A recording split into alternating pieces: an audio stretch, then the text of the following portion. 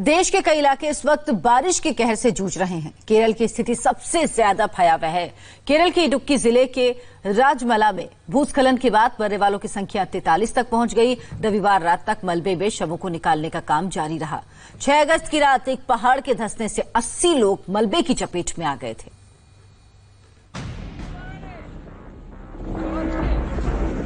6 अगस्त की रात मुन्नार के राजमला में कुछ ऐसा ही हुआ था।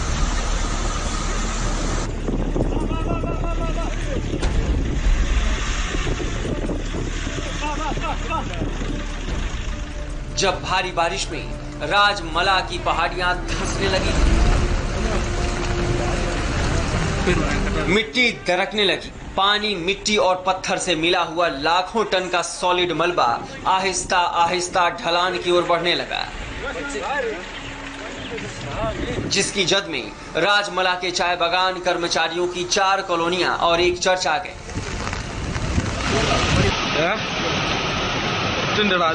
पहाड़ के दरकने की ये तस्वीर 3 दिन पहले की तमिलनाडु के नीलगिरी की है।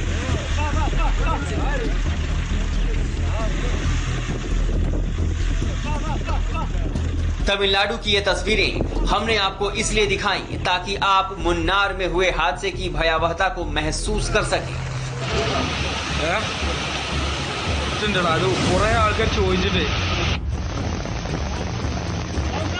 राजमला के निम्मकड़ स्टेट के पेटुमुडी डिवीजन में सो रहे 20 परिवारों के घरों पर एक बड़ी पहाड़ी ऐसे ही गिरी। यहाँ की स्थिति सचमुच भयावह है। अगर आप दूर देखेंगे तो वो एक घर की छत है जो यहाँ से बहते हुए वहाँ तक चला गया।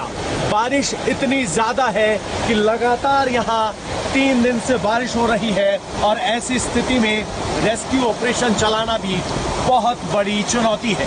आपको बता दें कि मुन्नार यहाँ टी प्लांटेशन के लिए जाना जाता है। ऊपर से बहकर सब कुछ मलबा आया और अपने साथ इस तरह के जो हाउस थे जहां मजदूर रहते हैं वो हाउस दबा लिए गए।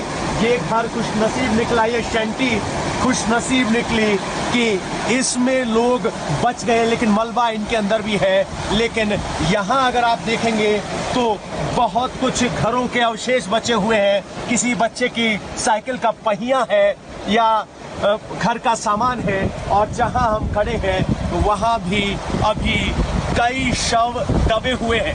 बताया जा रहा है कि कुल 81 लोग थे, लेकिन अभी तक 43 लोगों को ही यहाँ के 43 लोगों के शव ही यहाँ से निकाले जा चुके हैं।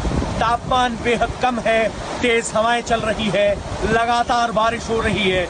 ये यहाँ की स्थिति है जो अपने आप में बताने के लिए काफी है कि कितने मुश्किल हालात हैं। इडुक्की में रविवार शाम तक 43 लोगों के शव निकाले जा चुके थे, जिसमें 6 महीने का एक बच्चा भी था।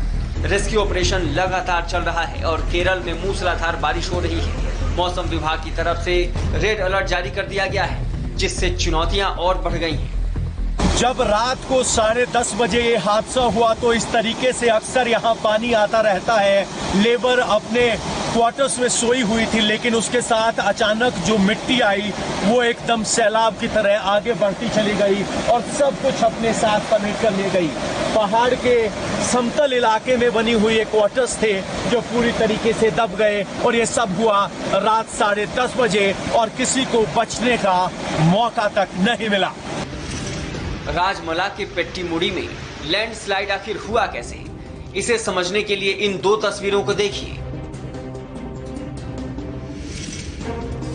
एक तस्वीर हादसे के पहले की है, दूसरी हादसे के बाद की। और इसी जगह पर चाय बागान मजदूरों के 4 ब्लॉक्स थे जहां वो परिवार सहित रहते थे। यहीं पर एक छोटा चर्च भी था।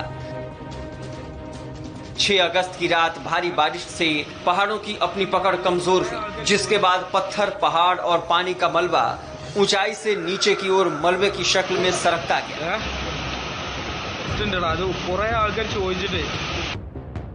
तस्वीर में आप पूरी ज्योग्राफी देख सकते हैं। सभी मकान नीचे बने हैं, उनके पीछे छोटी छोटी पहाड़ियां हैं। जब ये पहाड़ियां गिरी तो मंजर इस तरह हो गया। पूरे पहाड़ के मलबे में मकान दफन हो गई और पूरी जमीन सपाट हो गई। ये 6 तस्वीरें बताने के लिए काफी हैं कि कैसे पूरे दक्षिण भारत में बारिश और बाढ़ ने कहर बरपा रखा है। केरल के 4 जिले तो पूरी तरह जलमग्न हैं। कहीं शहरों में पानी भरा है तो कहीं गांवों में और कहीं घरों के अंदर तक पानी घुस चुका है। कर्नाटक और ओडिशा के हाल भी आप अपनी टीवी स्क्रीन पर देख रहे हैं, लेकिन सबसे खराब हालत केरल के राजमाला की है, जहां लैंडस्लाइड हुआ है। इडुक्की में एनडीआरएफ की 2 टीमें हैं। फायर ब्रिगेड के लोग और स्पेशल ट्रेनिंग लिए हुए 50 लोग रेस्क्यू के काम में लगे हुए हैं। इसके साथ साथ कोट्टायम और त्रिवेंद्रपुर में 27 लोगों की टीम भी राजमला में रेस्क्यू ऑपरेशन के लिए पहुंची है। जोधपुर में एक ही परिवार के 11 लोगों के शव मिलने से हड़कंप मच गया है। ये सभी लोग पाकिस्तान से आए थे और जोधपुर में विस्थापितों के तौर पर रह रहे थे। शुरुआती जांच के बाद ये कयास लगाए जा रहे हैं कि सभी सदस्यों की मौत जहर खाने से हुई है। पुलिस और प्रशासन की ये गाड़ियां जोधपुर के देचू के लोड़ता अचलावता गांव में पहुंची हैं। पूरे इलाके में हड़कंप मचा हुआ है क्योंकि एक साथ 11 लोगों की मौत हो गई है। सभी के शव सुबह पड़े हुए मिले। मरने वाले सभी लोग एक ही परिवार के थे। मृतकों में 2 पुरुष, 4 महिला और 5 बच्चे हैं। कुछ समय पहले पाकिस्तान से जोधपुर आए थे। परिवार के लोग गांव के ट्यूबवेल में काम करते थे। ट्यूबवेल के पास ही झोपड़ी में सभी लोग रहा करते थे। खबर मिलते ही गाड़ियों के काफिले के साथ पुलिस के आला अधिकारी मौके पर पहुंचकर पूरे मामले की छानबीन में लग गए। परिवार का एक सदस्य जीवित पाया गया, लेकिन पुलिस कह रही है कि उसे इतनी बड़ी वारदात के बारे में कुछ पता ही नहीं है। पुलिस अभी केवल इतना बता रही है कि मृतकों के शरीर पर बाहरी चोट के निशान नहीं है। अभी न तो उन्होंने एफआईआर में कुछ मेंशन किया है, क्योंकि अभी पीएम भी बाकी है, पोस्टमार्टम भी बाकी है। प्रथम दृष्टया अभी कुछ भी कहना उचित नहीं रहेगा, लेकिन ऐसा लग रहा है कि जो कोई चोट के निशान बाहरी तौर पर कोई प्रतीत नहीं। सुसाइड भी हो तो जहर लेके किया गया हो या खाने में दिया गया हो, किस तरह का कोई कुछ मिला है? अब क्योंकि मौके की जब पूरी गहनता से जांच होगी उसके बाद ही कुछ बता पाएंगे। संभवतः एक जो इन्होंने बताया है कि कोई जहर की बात जो केवल हमें बता रहे हैं वो वेरीफाई करेंगे। पोस्टमार्टम रिपोर्ट और एफएसएल अपने जब पूरी जांच कर लेंगे उसके बाद ही क्लियर कर पाएंगे। अब पुलिस को पोस्टमार्टम रिपोर्ट का इंतजार है। साथ ही पारिवारिक विवाद के एंगल से भी जांच की जा रही है, लेकिन पुलिस को जल्द ही ये बताना होगा कि पाकिस्तान से हिंदुस्तान में शरण लेने वाले इन 11 लोगों की मौत के पीछे क्या राज है।